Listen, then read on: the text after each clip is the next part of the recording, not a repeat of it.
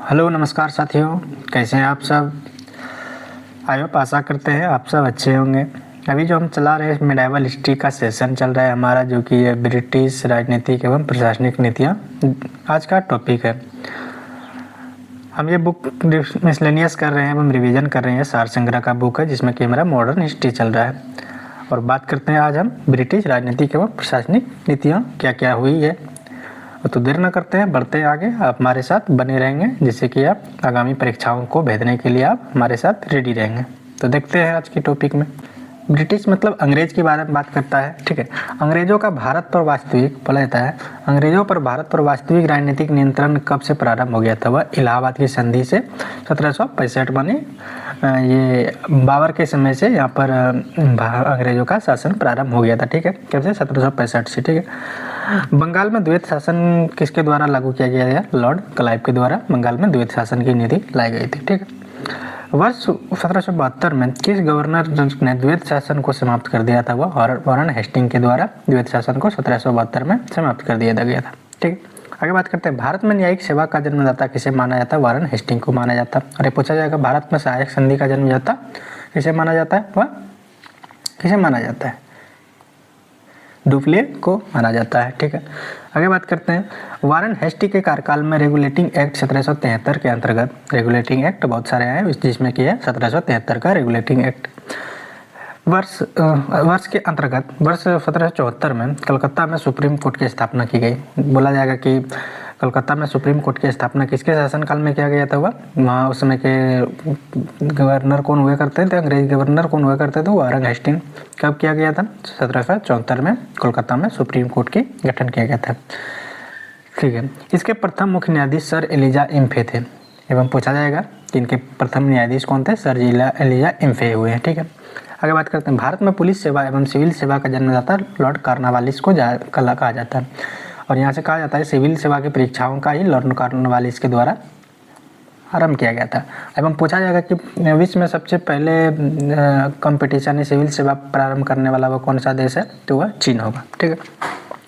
बात करते हैं, वर्ष 1873 में प्रथम भारतीय आईसीएस अधिकारी बनने के लिए गौरव कैसे प्राप्त हुआ? मतलब पहली बार अगर कोई सिविल सेवा करे किया सत्येंद्रनाथ टैगोर ने ऐसे 1873 में सिविल सेवा परीक्षा आयोग का उन्होंने परीक्षा को प्रदर्शित किया एवं उन्होंने उसमें पास होकर 1873 में उन्होंने आईसीएस के रूप में अपना पद संभाला, ठीक है। भारत का वह प्रथम व्यक्ति हुए सत्येंद्रनाथ बोस, ठीक है। ब्रिटिश में लोकसभा में संबंधित आयोग कौन कौन हुए करते थे? आयोग ये हुए हैं वर्ष एवं गवर्नर जनरल। एंचिसन आयोग जो कि हुए 1886 में इनका वर्ष में गठन किया गया एवं इनके समय में गवर्नर जनरल लॉर्ड डफरिन हुआ करते थे। एवं अगला है, देखते हैं ईस्टलिंगटन आयोग, जिसमें कि इसका स्थापना 1912 में किया गया, जिसके समय से लॉर्ड हार्टिंग द्वितीय इनके समय में शासक एवं गवर्नर जनरल हुए हैं, ठीक है। ली आयोग का जो गठन इत्यादि जो कि ब्रिटिश शासकों के द्वारा ये सारे गवर्नर के द्वारा ये गठन किए गए थे। ली आयोग का गठन 1923 में हुआ, जिनके की गवर्नर जनरल की बात करते हैं तो वो लॉर्ड रेडिंग हुए हैं, ठीक है।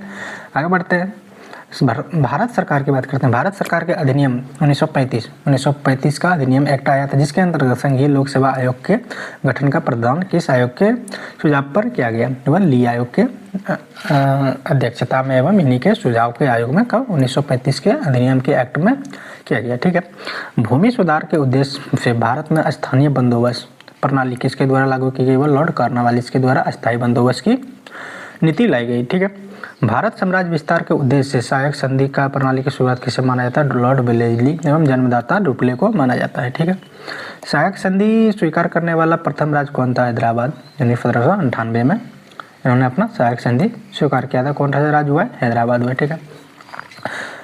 व्यवगत सिद्धांत एवं राज हड़प की नीति अपनाने वाला, राज की हड़प की नीति को किसके द्वारा लागू किया गया था? यह लॉर्ड डलहौजी के द्वारा राज हड़प की नीति अपनाई गई थी। राज हड़प की नीति में कहा गया कि ऐसा राज्य जिसका निर्माण अंग्रेजों के सहयोग से हुआ है, उन्हें राज्य के उत्तराधिकारी के लिए गोद लेने का अधिकार नहीं प्राप्त होता है। मतलब क्या कहा जाता है? अंग्रेज जो भी राज्य की स्थापना किया, यानी जो भी शहर का स्थापना किया, उसके अंतर्गत जो भी भारतीय शासक हुए गए वह वंशानुगत शासन नहीं करेगा। वो अंग्रेज के द्वारा नियुक्त किए गए अधिकारी के द्वारा ही वह अपना पद ग्रहण करेगा, और जिससे कि वहाँ से टैक्स अधिक मात्रा में वसूला जाएगा, जिसे कि राज हड़प की नीति के नाम से प्रचलित किया गया। एवं गोद नहीं ले सकता है का अधिकार नहीं प्राप्त होता है। कोई भी राजा गोद लेकर अपने पुत्र को उत्तराधिकारी नहीं घोषित कर सकता है। ठीक है। किस रिपोर्ट के आधार पर डलहौजी ने अवध का अधिग्रहण किया था? वह आउट्रम रिपोर्ट के अधिकार पर इन्होंने अपना अवध पर अधिग्रहण किया था। आगे बढ़ते हैं। व्यवगत सिद्धांत के अंतर्गत व्यवगत जो सिद्धांत हुए उनके अंतर्गत अधिगृहित किए गए राज्य कौन कौन से हुए थे? सतारा, जैतपुर, संबलपुर, बघाट, उदयपुर, झांसी, नागपुर एवं अवध इत्यादि राज्य हुए हैं। सतारा की अगर बात करते हैं, जो कि अंतर्गत ब्रिटिश साम्राज्य के अधिगृहित कर लिया गया था। सतारा जो कि 1848 में अधिगृहित करके उसे अंतर्गत व्यापक अधिगृहित किया गया था। ठीक है। जैतपुर को 1849 में, संबलपुर को 1849 में एवं बघाट को 1850 में, उदयपुर को जो 1852 में एवं झांसी को 1853 में एवं नागपुर को 1854 में एवं अवध को 1856 में। अगर बात करते हैं तो इत्यादि क्षेत्र हुए 1848 से लेकर 1856 तक ये कार्यकाल चला है राज व्यवगत सिद्धांत। ठीक है। आगे बात करते हैं चतुराईपूर्ण निष्क्रियता मास्टरलिटी इंटरसिटिव की नीति किसके संबंधित है? यह जॉन लॉरेंस के द्वारा चतुराईपूर्ण की नीति अपनाई गई थी। ठीक है। किस गवर्नर जनरल के कार्यकाल में भारत पर ईस्ट इंडिया कंपनी का शासन समाप्त हो गई थी? वह लॉर्ड कैनिंग के समय भारत पर ईस्ट इंडिया कंपनी का शासन समाप्त हो गया था। ठीक है। वर्ष 1861 में भारतीय दंड संहिता जो कि इंडियन पेनल कोड IPC की धारा होती थी, किसके कार्यकाल में निर्मित की गई थी? वह लॉर्ड कैनिंग के द्वारा IPC की धारा भारत में निर्मित की गई थी, जिसमें कि 1778 में यहाँ पर जिन्होंने भारत में कलकत्ता में पहला न्यायालय का गठन किया था। ठीक है। बात करते हैं राज की उत्पत्ति। राज उपाधि अधिनियम 1874 पारित करने वाले महारानी विक्टोरिया जो कि केसरे हिंद की उपाधि से नवाजा गया की उपाधि प्रदान की गई थी। किसे की? महारानी विक्टोरिया को। ठीक है। 1876 में। ठीक है। लॉर्ड लिटन के कार्यकाल में किस अकाल आयोग का गठन किया गया था? हुआ स्ट्रेची आयोग का, जो कि 1880 के भारत प्रथम अकाल पड़ा था एवं इन्हीं के समय भारत में दिल्ली दरबार का आयोजन, मतलब पार्टी साटी रखा गया था दिल्ली दरबार में, जिसमें कि महारानी विक्टोरिया को सर हिंद की उपाधि धारण प्रदान की गई थी एवं उस समय भारत में बहुत अकाल मात्रा में चल रहा था। उस समय अगर घटना की बात करें तो लाखों व्यक्तियों भूख से मर गए थे। यह समय रहा है 1876 से 1880 के बीच में। भारी अकाल पड़ा, 4 साल तक जिन्होंने बहुत सारे व्यक्तियों का मृत्यु हुआ। इनके समय दिल्ली दरबार का आयोजन हुआ एवं महारानी विक्टोरिया को केसरी हिंद की उपाधि दिया गया था। आगे एक डाटा है, ब्रिटिश में विभिन्न क्षेत्रों में अधिकार। देखिए ये देश है, ब्रिटिश लोग कहाँ ब्रिटिश में अपना अधिकार किए एवं वर्ष का क्या रहा एवं गवर्नर जनरल या वाइसराय के शासन में क्या क्या हुआ। नेपाल में अगर ब्रिटिश ने अपना शासन किया हुआ 1816 में अपना विस्तार बढ़ाया। ठीक है। अधिकार किया, जिसके समय में लॉर्ड हेस्टिंग के वहाँ के वायसराय जनरल गवर्नर पद पे नियुक्त थे। ठीक है। सिंधु क्षेत्र में उन्होंने 1843 में अपना शासन प्रशासन बढ़ाया एवं लॉर्ड एलनबरो वहाँ के वर्तमान में जो थे ब्रिटिश सरकार के ये गवर्नर जनरल या वायसराय के रूप में नियुक्त थे। ठीक है। भूटान 1865 में लॉर्ड लॉरेंस के समय में एवं बर्मा जो कि वर्तमान म्यांमार में है, तो लॉर्ड डफरिन के समय में। ठीक है। आगे एक लाइन है, देखते हैं। इसमें बात करता है ब्रिटिश में 1849 में ब्रिटिश शासनकाल में पंजाब में विलय हुआ। देखिए 1849 में पंजाब का विलय जो हुआ ब्रिटिश शासन में, तो उस समय के डलहौजी जो कि 1848 से 1856 तक उन समय डलहौजी का काल था एवं भारत का गवर्नर जनरल पर नियुक्त था। देखिए सबसे बाद में अगर कोई नियुक्त विलय हुआ था ना 1848 में विलय हुआ था ब्रिटिश साम्राज्य में, कौन? पंजाब। आगे बात करते हैं और एक नई टॉपिक के साथ, जिसमें कि आज नौका और एक नया टॉपिक चैप्टर है ब्रिटिश शासन का भारतीय अर्थव्यवस्था पर प्रभाव। मतलब ब्रिटिश शासन भारत में जो शासन कर रहा था उनका क्या क्या भारत में प्रभाव पड़ा आपको लोग पता है। कुछ पॉजिटिव इम्पैक्ट भी पड़ा, कुछ नेगेटिव इम्पैक्ट भी पड़ा। तो धन का डिस्कशन जो कि सिद्धांत जो कि का प्रतिपादन किया था वह दादाभाई नौरोजी जी के द्वारा किया गया था ब्रिटिश शासन के समय में भारत में, ठीक है। वर्ष 1892 में लिबरल पार्टी के टिकट पर ब्रिटिश हाउस ऑफ कॉमन्स के चुने जाने वाले प्रथम भारतीय वो दादाभाई नौरोजी थे, जिन्होंने अपना पदभार नियुक्त किया था, ठीक है। आगे बढ़ते हैं। Poverty and the un-British rule in India के नाम की पुस्तक दादाभाई नौरोजी ने लिखा गया, जिन्होंने ब्रिटिश गरीबी का उन्मूलन कैसे कर रहा है एवं गरीबों का कैसे शोषण कर रहा है ब्रिटिश के बारे में poverty of un-British in India के रूल में बुक में लिखा गया है दादाभाई नौरोजी के द्वारा, ठीक है। यह विचार किसने किया कि भारत में ब्रिटिश आर्थिक नीति घिनौनी है? कार्ल मार्क्स के द्वारा। यह एक अफ्रीका के रहने वाले थे, इसी को सीमांत गांधी से जाना जाता है, ठीक है। अब हम बात करते हैं औपनिवेशिक अर्थव्यवस्था की श्रेष्ठतम पुस्तक इंडिया टुडे के लेखक कौन हुए? रजनी पाम दत्त हुए, यह इंडिया टुडे के लेखक, ठीक है। वर्ष जो कि 1907 से लेकर 1938 को टाटा आयरन एंड स्टील जो कि हुए हैं, तो इनकी स्थापना टाटा आयरन एंड स्टील की स्थापना करने वाले कौन हुए हैं? रतन टाटा हुए हैं, ठीक है। कब? 1907 में इन्होंने अपना स्थापना किया। कुटीर उद्योग के विकास हेतु ऑल इंडिया स्पर्नर्स एसोसिएशन की स्थापना किसके द्वारा नियुक्त की गई है? महात्मा गांधी के द्वारा नियुक्त की गई, ठीक है। आगे बढ़ते हैं। वर्ष 1854 में Bombay repairing and weaving company की मतलब सूती वस्त्र की फैक्ट्री किसके द्वारा स्थापित की गई थी? कबसजी टावर के द्वारा सूती वस्त्र की फैक्ट्री खोली गई थी। पूछाएगा कहाँ पे खोली गई थी? यह सूरत गुजरात में खोली गई थी, ठीक है। वर्ष 1855 में भारत पर प्रथम जूट मिल का स्थापित किया गया था श्रीरामपुर पश्चिम बंगाल में। अभी वर्तमान अगर पूछा जाए कि सबसे जूट का सबसे बड़ा उत्पादन राज्य वह पश्चिम बंगाल होगा एवं कपास का सबसे बड़ा उत्पादन राज्य वह उड़ीसा होगा, ठीक है। आगे बात करते हैं। भारत में प्रथम चाय बागान जो कि स्थापित की गई थी वह 1833 में एवं 1805 में बाबू बुदान की पहाड़ी केरल में पहला कॉफी का बीज बोया गया था, ठीक है। परिचित इतिहासकार के.एम. परिनकर ने 1765 से 1772 के बीच के काल में डाकू राज कहा है। देखिए के.एम. परिनकर ने 1765 से एवं 72 के बीच में इन समय के शासनकाल को इन्होंने डाकुओं का काल कहा है। इन्होंने बहुत सी नीति, हड़प की नीति इत्यादि का अपनाया था। प्रमुख कृषि की पद्धतियाँ कौन कौन हुए हैं ब्रिटिश शासनकाल में, इनकी भी हम बात करते हैं। प्रथा कौन कौन से चल रही थी एवं विशेषता उनका क्या था?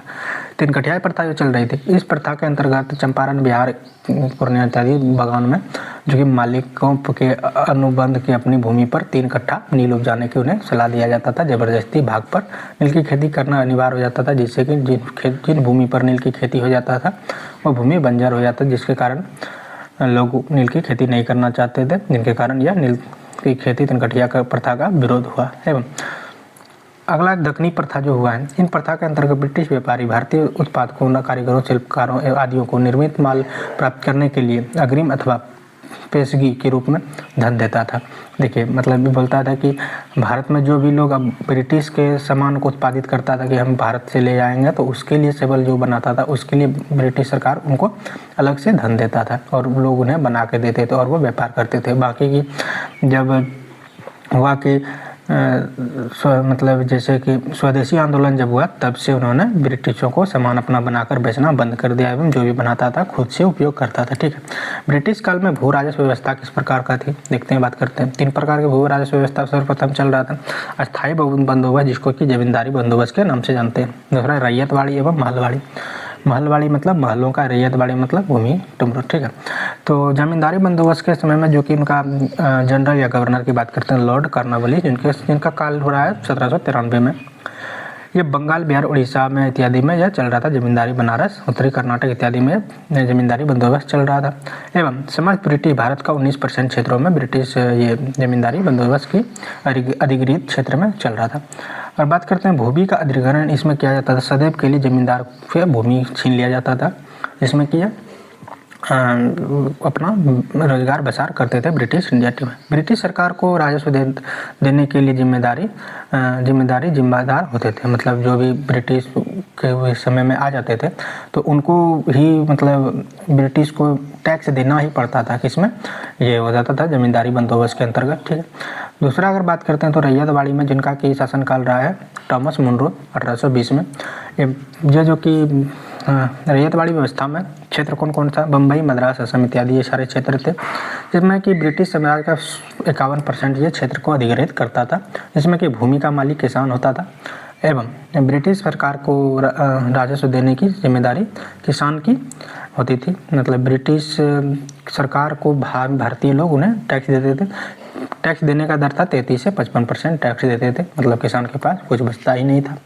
अगर बात करते हैं महलवाड़ी की, अगर वो उस समय के शासक प्रशासक जो हुए हैं वो है हॉल्ट मैकेंजी की अगर बात करते हैं 1852 में इन्होंने यह मालवाड़ी बंदोबस्त की शुरुआत की, जो कि क्षेत्र पड़ता था उत्तर प्रदेश, मध्य प्रदेश, प्रांत, पंजाब इत्यादि क्षेत्र पड़ते थे, जो कि पूरा ब्रिटिश भारत का 30% हिस्सा में यह फैला हुआ था, ठीक है। जिसमें कि भूमि गांव का अधिकार करके उससे टैक्स लिया जाता था। देखिए घर अगर भी होता था, नाले बह रहे हैं, पानी भरे, उससे भी भूमि का भी टैक्स लिया जाता था ब्रिटिश सरकार के द्वारा। किसमें? मालवाड़ी बंदोबस्त के अंतर्गत, ठीक है। ब्रिटिश सरकार को राजस्व देने की जिम्मेदारी समस्त गांवों के एवं मुखियाओं का होता था। देखिए वो मुखिया गांव का जो होता था उनको टैक्स वसूल के ब्रिटिश सरकार देते थे, 60% तक टैक्स देते थे। तीनों का अगर प्रभाव की बात करें तो क्या क्या? पारंपरिक प्रभाव, कृषि पर प्रभाव, ठहराव, पुराने जमींदारी किए, उसमें क्या पारंपरिक एवं अर्थव्यवस्था का विघटन हो गया। देखिए पारंपरिक जो चल रही थी कोई भी खेती, मतलब लोग गरीब हो गए तो एक व्यापक रूप पे खेती नहीं करने पा रहे थे एवं सभी कृषकों के लिए दरिद्रता हो गई, मतलब गरीबी का उत्पन्न हो गया। कृषि में ठहराव तथा अवनति मतलब घट जाना, उन्नति मतलब बढ़ जाना, अवनति मतलब कृषि में ठहराव मतलब घट गया। मतलब काफ़ी मात्रा में लोग ज़मीन पर कुछ भी उपजाते थे, टैक्स देने के लिए नहीं उपजाते थे, उनका शासन किया जाता था एवं उनसे भूमि छीन लिया जाता था। पुराने जमींदारों का उन्मूलन तथा नए जमींदारों का उदय हो जाता था। पुराने जमींदार जो नहीं दे पाते थे भूमि, उनसे छीन के नए जमींदारों को भूमि दे दिया जाता था। कृषि का वाणिज्यीकरण, कृषि पर वो अपना मिल स्थापित कर देते थे, वाणिज्य लगा देते थे या तो कुछ अपने मन से वो करने लगते थे इत्यादि। ये तीनों बंदोबस्त के बारे में चर्चा रही है, ठीक है। आगे बात करते हैं वह कौन सी भू राजस्व व्यवस्था थी जो सर्वाधिक ब्रिटिश क्षेत्रों पर लागू की गई थी? रैयतवाड़ी व्यवस्था, ठीक है। जिसमें कि अस्थायी बंदोबस्त की बात करते हैं तो सिद्धांत किसने संबंधित थे? वो भू राजस्व के निर्धारण से संबंधित है। कौन सा? अस्थायी बंदोबस्त, ठीक है। भारत में रेलवे का जनक के बारे में बात करते हैं। भारत में रेलवे का जनक लॉर्ड डलहौजी के काल में शासन में चला था। रेलवे का जनक इसे माना जाता है। डलहौजी जो कि हुए, इनके प्रयत्नों के कारण महाराष्ट्र में महाराष्ट्र मुंबई से थाने तक इन्होंने 1853 में इन्होंने अपना हमारे भारत में ट्रेन का चालन किया था, ठीक है। आगे बात करते हैं, नीचे एक लाइन है, गवर्नर जनरल वॉरेन हेस्टिंग जो हुए ने इजाजतदारी की प्रथा फार्मिंग सिस्टम की प्रारंभ भू राजस्व वसूली के लिए किया था। आगे बढ़ते हैं। 1857 की क्रांति की हम आगे बात करते हैं।